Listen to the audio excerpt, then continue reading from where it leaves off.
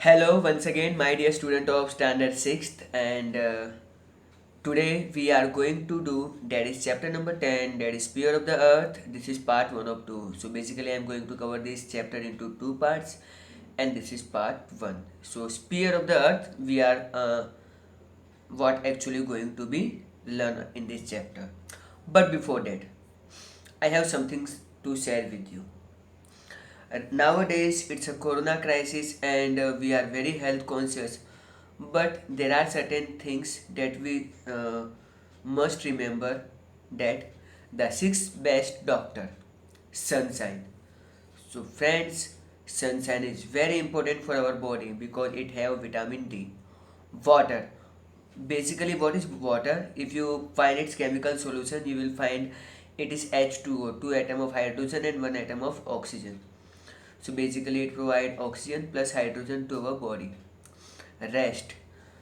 So without rest, you can't be fit healthy. You require good air. Unfortunately, air in our country is in very bad stage. Exercise. Nowadays, people are become lazy and they should do the exercise to make them fit and fine. And of course, the diet. We can't eat everything, so we are supposed to be very selective while uh, eating the things. So friends, ये छह चीज़ें अगर आप लोग का ध्यान रखोगे तो आप हमेशा हेल्दी रहोगे. क्या होगी? सनशाइन, सूरज की धूप हमारे लिए बहुत ज़रूरी है. ओके. वाटर, पानी भी हमारे लिए बहुत ज़रूरी है, हमको जो शांत रखता है. एक्चुअली हमारा बॉडी 70% पानी से ही बना हुआ है. आराम, अगर हम लोग रात को सोएंगे नहीं, प्रॉपर आराम नहीं लेंगे तो हमारा बॉडी अच्छे से फिर अगले दिन के लिए रेडी नहीं होगा और हम लोग फिर थका थका फील करेंगे और फिर चीज़ें अच्छे से नहीं जाएंगी. एयर, साफ हवा बहुत ज़रूरी है. From couple of days I am feeling that कि कहीं बाहर जाते हैं, कहीं बाहर जाते हैं means we need to change the air. So basically 3 महीने में ऐसा एक बार मुझे होता है एंड हम लोगों को सिटी के बाहर कहीं जाना चाहिए जहाँ पे एयर क्वालिटी बेसिकली अच्छी हो. Exercise, exercise is the most important part, क्योंकि अगर हम लोग एक्सरसाइज करेंगे तो हम लोग हेल्दी रहेंगे और बीमार भी नहीं पड़ेंगे, इम्यूनिटी भी स्ट्रांग रहती है. And diet, one can't eat fast food and all such thing जिससे हमारी बॉडी से नुकसान होता है. हमको ऐसी चीज़ें ही खानी चाहिए जिससे हमारा बॉडी हेल्दी रहे in the longer period of time. इतनी अच्छी अच्छी थॉट देने वाला इंसान कौन है? When field. ओके, चलो हम लोग चैप्टर स्टार्ट करते हैं without any delay. So here is your first page of the text book and ये आपकी पहली स्लाइड में there is written something over here. Our earth is a unique in the solar family. Basically नए chapter में हम लोगों ने पूरा सोलर सिस्टम समझ लिया है, अर्थ भी समझ लिया है. सो हमारा जो अर्थ है वो सोलर सिस्टम में एक यूनिक प्लानट है. Earth is the only planet which has got favorable temperature, water and life which is valuable gift to the earth. So only earth is a specific planet जहाँ पर इंसान के जीने के लिए एक फेवरेबल टेम्परेचर है, एक फेवरेबल मतलब उसके लिए जीने के लिए जो पानी चाहिए वो भी है. तो जिंदगी के लिए जो भी चीज़ों की रिक्वायरमेंट होती है, that all things we are suppose to find on our planet, that is called earth. There is still no evidences that water and oxygen are available in sufficient amount on other planets. So basically scientists are trying to search कि ये planet पे कितना oxygen है, कितना water है. हमारे चंद्रयान ने पता लगाया था कि it is actually water is there on the moon. पर वो कितना अमाउंट में क्या है, scientist are still working on it. जिससे वो लोग कोरोना की वैक्सीन बना रहे हैं. आई होप जल्दी बना लेंगे. आगे बढ़ते हैं. Ordinarily, we know that the earth was just a fireball at the time of its origin. As this fireball cooled down slowly, it later transformed into many matters respectively, like liquid and solid. So friends, आज से कुछ 5 करोड़ साल पहले की बात है. सन में एक ब्लास्ट हुआ एंड सन के ब्लास्ट में से अलग अलग पार्टिकल्स अलग हुए एंड ड्यू टू इट उसमें से कुछ पार्ट डिटैच हो गए जिसमें से हमारा एक अर्थ था. सो एक्चुअली हमारा अर्थ क्या है? सन का ही एक पार्ट है. एंड जब ये सन से अलग हुआ तो ये एक फायर बॉल था। ग्रेजुअली स्लोली ये कूल डाउन होता गया होता गया होता गया, और इसमें कुछ कुछ चीज़ें बनने लगी, कुछ सॉलिड फॉर्म में थी, कुछ लिक्विड फॉर्म में थी। In this way air gases around the earth surface came into existence. कुछ चीज़ें लिक्विड बनी, कुछ चीज़ें सॉलिड बनी, और कुछ गैसेस फॉर्म में भी थी। आगे बढ़ते हैं। Huge details on this sphere were filled with water turn into ocean and thus extract was created. Just a minute, friends. Okay, now huge ditches on the sphere are filled with the water turned into ocean. So जो liquid form था वो हमारे oceans बन जाते हैं, and thus the extract from the earth was created. Spheres of the earth. अब हम लोग बात करेंगे अर्थ के स्पीयर की। So there are 4 main sphere of the earth. तो हमारे अर्थ के नॉर्मली कितने स्पीयर्स हैं? वेल 4। Okay, lithosphere. आपको कुछ चीज़ें याद रखनी है जो आपको मैं बहुत ही सिंपल तरीके से समझा देता हूँ। Just a minute. ओके, आपको यहाँ पे क्या याद रखना है? See, lithosphere, hydrosphere, atmosphere and biosphere. अब ये कौन से स्पीयर क्या हैं? वेल उसके लिए आपको मैं एक छोटा सा एक सिंपल फार्मूला देता हूँ, एक ट्रिक देता हूँ जिससे आप इजीली इसको याद कर सकते हो। ये थोड़े टेक्निकल टर्म्स है तो आपको ये शायद याद करने में प्रॉब्लम हो। सी, आपका जो पहला वाला है ये लिथोस्फीयर, इसको आपको क्या याद रखना है? एल फॉर लैंड, लैंड यानी ज़मीन होती है, and L for lithosphere. Okay, again H को हम लोग थोड़ा बाद में क्रैक करते हैं, पहले ए को क्रैक कर लें। ए फॉर एयर, एंड हमारा ए फॉर एटमोसफियर ही होता है। Okay, hydro indicate water. Okay, so H यानी हाइड्रोस्फीयर, यानी इसको हम लोग एज ए वाटर याद रखेंगे। एल फॉर लैंड यानी लिथोस्फीयर यानी ज़मीन होता है। एच फॉर हाइड्रोस्फीयर जो बेसिकली आपका पानी हो गया। ए फॉर एयर, हवा, जिसका ए फॉर एटमोसफियर अपना याद रखना है। एंड इन तीनों चीज़ों को कंबाइन करने के बाद बनता है हमारा बायोस्फीयर। आई होप काफ़ी कलरफुल स्लाइड हो गई है। सो आपको ये सब चीज़ें याद रखनी है, ये एक शॉर्ट क्वेश्चन में आ सकता है। एंड हमारे चैप्टर इन चारों स्पीयर के ऊपर ही बेस है, तो ये हमारे चैप्टर का भी नाम है sphere of the earth, and there are 4 sphere, and हम इस चारों स्पीयर को याद करेंगे। आगे बढ़ते हैं। As you can see there are जो स्पीयर ऑफ द अर्थ में सबसे पहले जो चीज़ आती है that is called the lithosphere. Okay, and मैं अपना मार्कर अब ऑन ही रखता हूँ ताकि इजी रहे आपके लिए। सो बेसिकली हम लोग अभी लिथोस्फीयर पढ़ रहे हैं। So upper layer of the earth surface is generally made up of soil, solid matter. तो हमारा जो अर्थ का जो सबसे ऊपर वाला पार्ट है वो किससे बना हुआ है? सॉइल से बना हुआ है। किससे बना हुआ है? आपका सॉइल से बना हुआ है। एंड ये कैसा है? ये बिल्कुल सॉलिड है। ओके, सो आपको क्या याद रखना है? आपको याद रखना है सॉइल, और आपको याद रखना है कि ये सॉलिड है। अभी जो वर्ड है लिथोस्फीयर, ये क्या है? सी, लिथोस्फीयर बेसिकली दो वर्ड से बना हुआ है। ओके, जिसमें पहला हो गया आपका litho, litho mean soil. Okay, and that is why upper layer of the earth is known as the lithosphere. इसलिए अर्थ के जो ऊपर वाला लेयर है उसको हम लोग क्या कहेंगे? लिथोस्फीयर कहेंगे। As this layer is made up of rock and solid matters, it is also known as the rock sphere. तो इसको हम लोग बेसिकली रॉक स्पीयर भी कह सकते हैं, या फिर हम इसको सॉलिड स्पीयर भी कहेंगे। आई होप यहाँ तक सबको क्लियर है। It is very simple. Lithosphere जिसमें लिथो का मतलब होता है सॉइल, और हमारा हाथ का जो ऊपर वाला सॉइल होता है उसको हम लिथोस्फीयर कहते हैं। इसको रॉक स्पीयर भी कहा जाता है क्योंकि वो बहुत सॉलिड फॉर्म में होता है, एंड इसको सॉलिड स्पीयर भी कहा जाता है क्योंकि बहुत सॉलिड होता है। एनी हाउ, आगे बढ़ते हैं। And we were in somewhere over here, you oh just a minute. So area and formation. Now, once again, so we were over here. So basically ये हमारा एरिया है, area and formation. Upper layer of the earth crust is approximately 64 to 100 kilometre thick. तो ये जो 64 to 100 kilometre thick है, मैंने इसको underline क्यों किया है, बिकॉज हमारी अर्थ जो परत है ना, आप लोगों ने ऑरेंज तो देखा ही होगा, ऑरेंज के अंदर नो डाउट बहुत सारा जूसी ऑरेंज तो होता है, पर उसकी ऊपर वाली जो स्किन होती है ना, पतली वाली, हमारे अर्थ के साथ भी सेम वही चीज़ है। एंड ये जो मोटी मोटी परत है ना ऊपर वाली, ये 64 to 100 किलोमीटर ये कहीं पे वेरिएशन कर जाता है, बट इतनी तो है।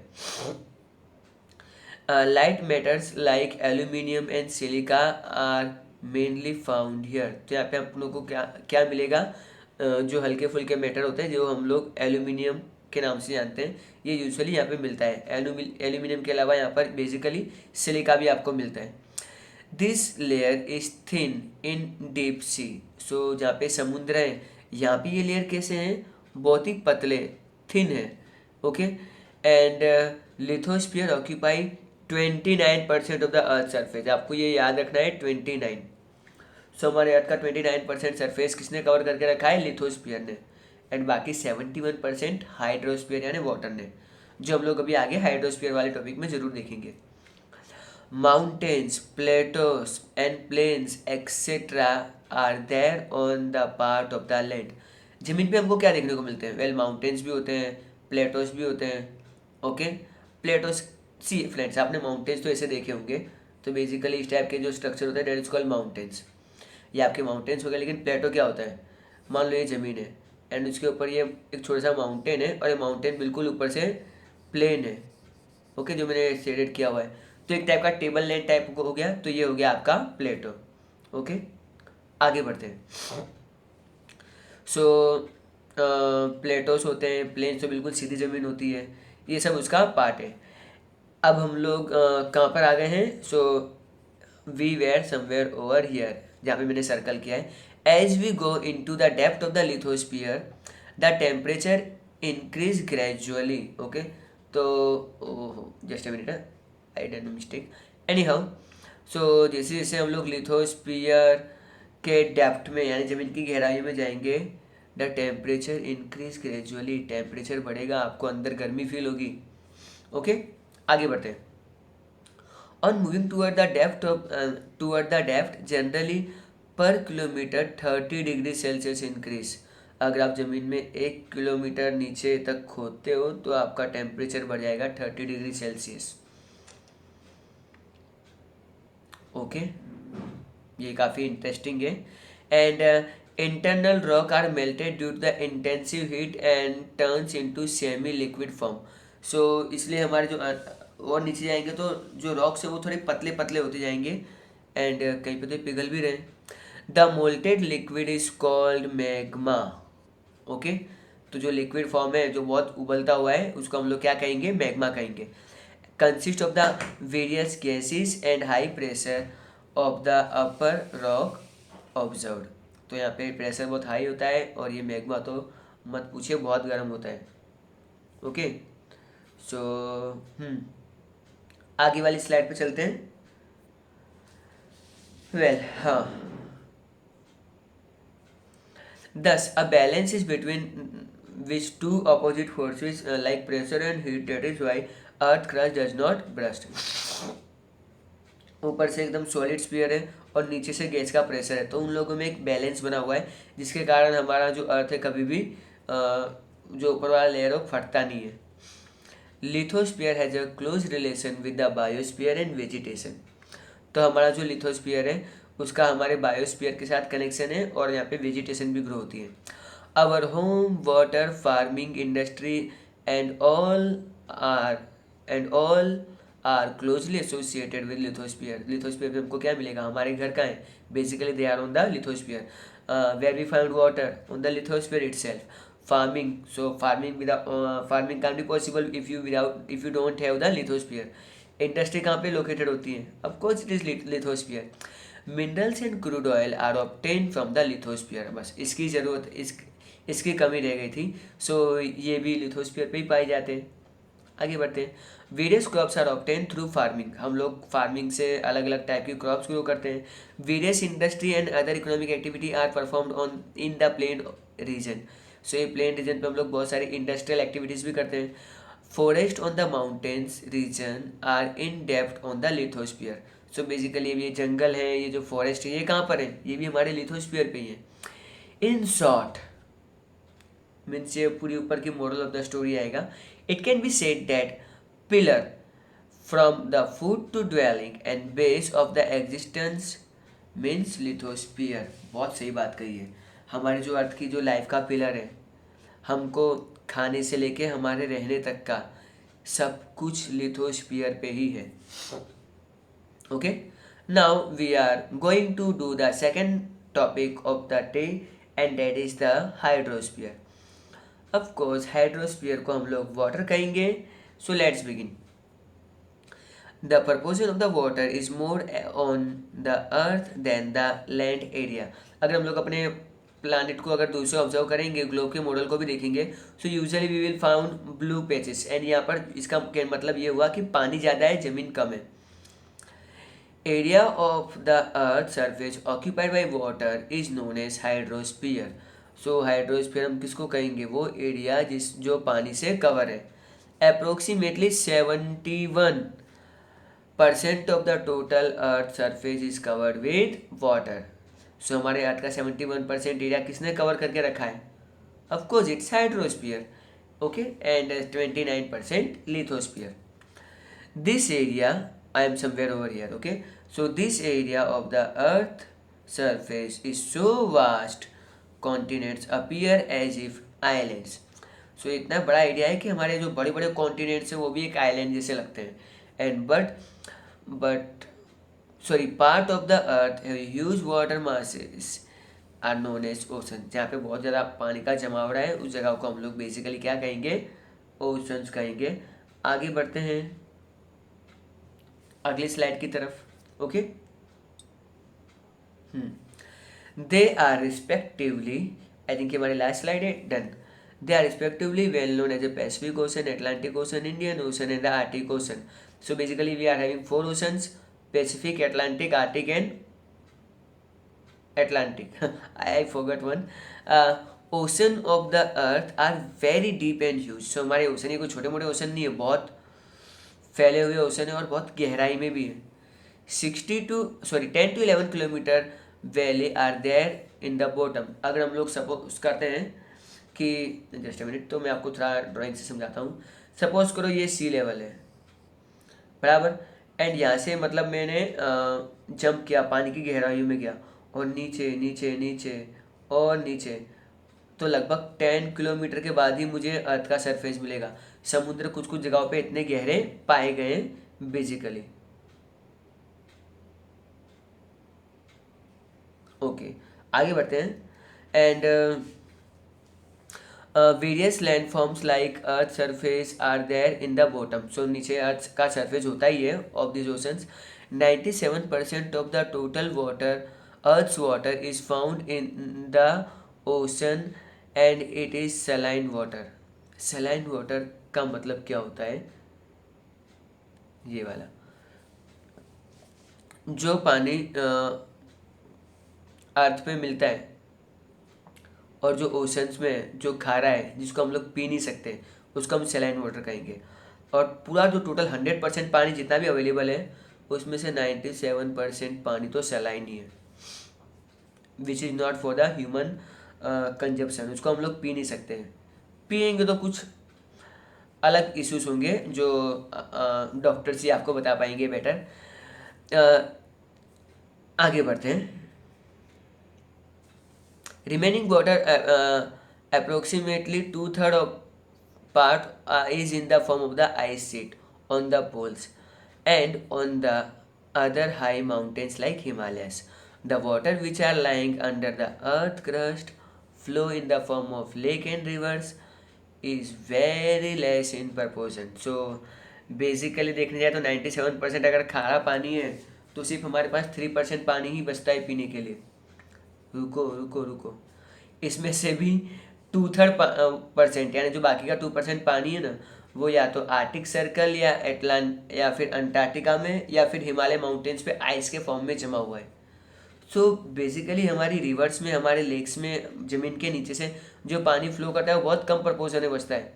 आई थिंक 1% ही बचा है, अब वो भी बोल देता हूँ। ओके, पानी बहुत कम है एंड बहुत वैल्यूबल है एंड हमको इसको सेव करना चाहिए। आगे बढ़ जाते हैं।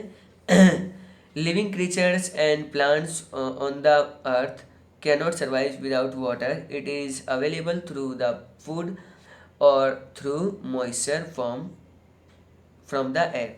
सो जितने भी जीव हैं अर्थ पे, उन सबको बेसिकली क्या चाहिए? पानी। Okay, water. And without water they can't survive. And हवा के अंदर भी पानी होता है। In air also water is there, लेकिन उस पानी को हम लोग मॉइस्चर कहेंगे। ओके, मॉइस्चर का कंटेंट कम भी हो सकता है, ज़्यादा भी हो सकता है।